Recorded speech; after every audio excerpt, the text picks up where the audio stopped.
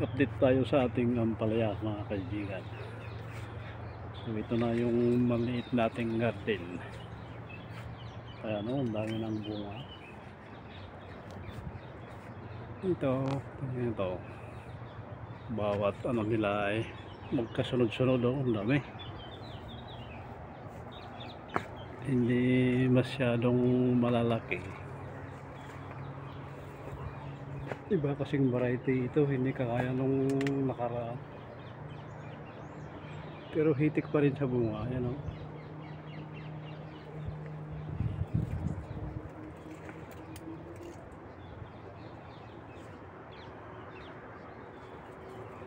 Bali, dalawang klase ang ating naitanim dito.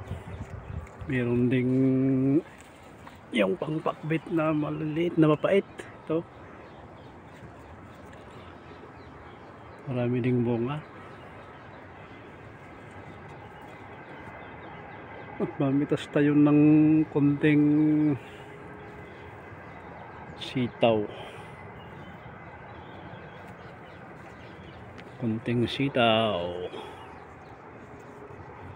Meron din tayong saluyot. Oh.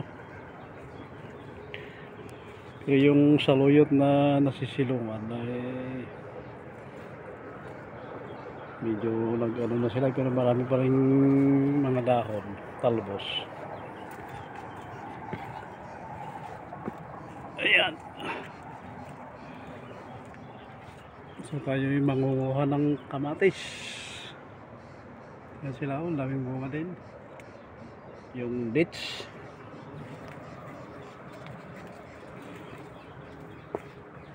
Maliit kasi ang ating space, pero marami tayong naitanim dito.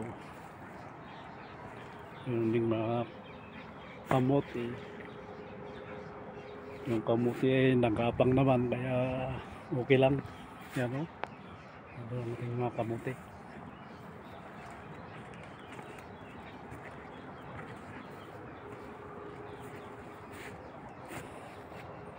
Saluyot.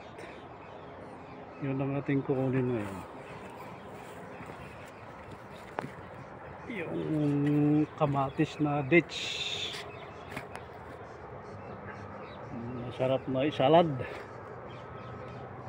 At yan ang ating siling manghang. Bali dalawa yan. Nandun yung isa. Ayan ang ating mga sitaw.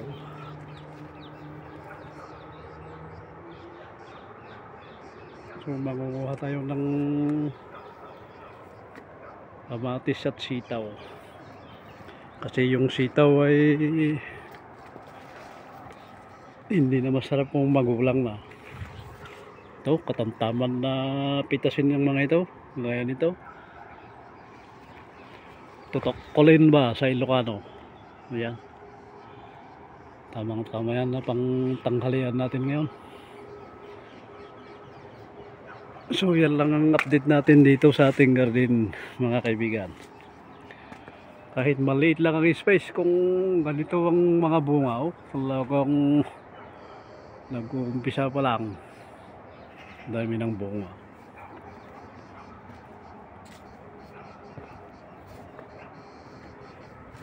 So yan lang ang ating update mga kaibigan.